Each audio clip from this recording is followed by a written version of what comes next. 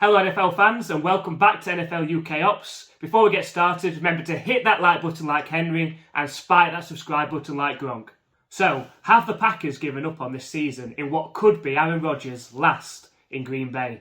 The team, which is now riding a 4-game losing streak, have fallen way behind the Minnesota Vikings in the NFC North. The team are now at a crossroads in what is a must-win game this Sunday against the Detroit Lions.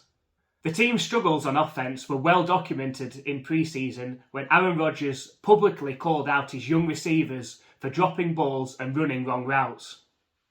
Those problems have transferred into the season, which have left Rodgers and head coach Matt LaFleur visibly frustrated on the sideline. The team currently find themselves with a 3-5 record and in second place in the NFC North. Things could have been much worse for the Packers. They could have found themselves at 1-7.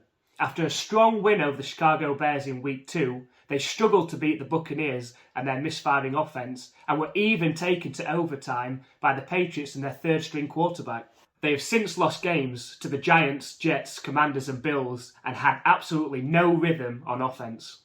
Looking at their remaining schedule, it does not look good for their chances of making it into January. The team have tough matchups against the Cowboys, Titans, Eagles, Rams, Dolphins and Vikings.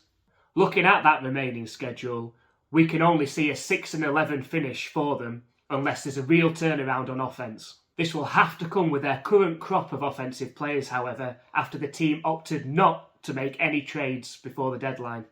Frustrated Packers fans watched on as their NFC North rivals made moves on trade deadline day. The team have glaring issues at wide receiver with injuries to key players such as Christian Watson, Alan Lazard, Sammy Watkins and Randall Cobb.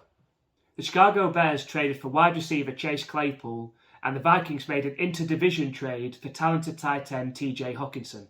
Rumours have it that the Packers did inquire about both of these players, as well as wide receivers Jerry Jeudy and Kadarius Toney, who did end up with the Kansas City Chiefs. When asked about the team's decision to not make any deals on trade deadline day, Aaron Rodgers had this to say: "That's not my area of focus. Brian didn't think whatever was out there was worth whatever was required of what was given up. That just sends a message to us that we've got to play with the guys we've got and win with the guys we've got." Now, in our opinion, it's clear to see that Aaron Rodgers and the Packers offense have been nowhere near as dynamic as years gone by. Now, how much is this down to Aaron Rodgers missing Davante Adams? Or was Aaron Rodgers too greedy in his contract, leaving not enough money on the table to get quality wide receivers in? It's very hard to see how this team comes back from this position, and a loss to the Lions on Sunday will signify season over. Let us know down in the comments if you think that the Packers can turn it around, or is this it for Rodgers and Green Bay? Before we dive into what we believe were the top 5 trades, we want to remind you about our live play-by-play watch-along stream of the Patriots vs the Colts, where we'll be also keeping a close eye on that Green Bay Packers trip to the Detroit Lions. The NFL had a record amount of deals done on trade deadline day, with 10 deals and 12 players traded, the highest in 30 years. Overall, 20 players were traded in the weeks building up to the trade deadline, which is the largest in NFL history. We're going to break down what we believe were the top 5 trades before Tuesday's deadline. Let's get to it. Number 5. The Bills acquired running back Nyheim Hines from the Colts. So in our opinion, the rich get richer, as the Bills get another talented weapon on an already scary offense. This placed them as firm Super Bowl contenders along with the Eagles and the Chiefs. Number 4. The Miami Dolphins made a trade with the Denver Broncos for linebacker Bradley Chubb. In return for Chubb and a 5th round draft pick in 2025, the Broncos received running back Chase Edmonds, a 2023 first round pick and a 4th round pick in 2024. Chubb, who was a 5th overall pick in the 2018 draft, has recorded 26 sacks in 49 games. However, he has missed 24 games during that time. The Dolphins are looking to build to make a Super Bowl run, and Chubb certainly adds talent. It was announced this week that the team have since signed him to a 5-year contract extension. We think this is another dynamic weapon on defence for the Dolphins, who now have Tua back and the offence firing again. If the Dolphins could keep Chubb healthy, the team will certainly make the playoffs. Number 3. Star defensive end Robert Quinn was traded from the Chicago Bears to Philadelphia for a 4th round pick next year. The Eagles have backed up their pre-season predictions of being Super Bowl contenders and now sit at 8-0 as the only undefeated team in the NFL.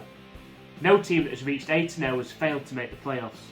The team have added another quality piece to their defensive front in 32-year-old Quinn, who after a strong 2021 season has not quite been as dominant this year. Our thoughts, this is a great deal for the Eagles and for Quinn, as a potential one-season deal could bolster the Eagles to Super Bowl glory just like it did in 2017. Number 2, the Vikings made a shock divisional trade with the Detroit Lions. The Lions sent star tight end TJ Hockenson, a 2023 4th round pick and a conditional 4th round pick in 2024 in exchange for a 2nd round draft pick in 2023 and a 3rd round pick in 2024. Hockenson, easily a top 10 pass catching tight end in the NFL, gives Kirk Cousins another big weapon on offense to go alongside Dalvin Cook, Justin Jefferson and Adam Thielen, if Hockenson can stay healthy. A very strange move in our opinion by the Lions, who have now given a division rival one of their best players. Anyone else smell collusion? Number 1, it has to be the Christian McCaffrey trade from the Panthers to the 49ers. Make sure to check out this video for our full thoughts on the McCaffrey trade. Now let's check out our game prediction leaderboard. A very good week for all, and especially for me going 13-2 in your face, Mark and Andy. So here's our predictions for week 9 in the NFL, and finally we're 3 for 3 on Thursday night. Go Eagles! And as always, remember to hit that like button like Henry and spike that subscribe button like Gronk. We hope you can join us for the Patriots and Colts live stream. Make sure you watch these 2 videos next. We'll see you next time.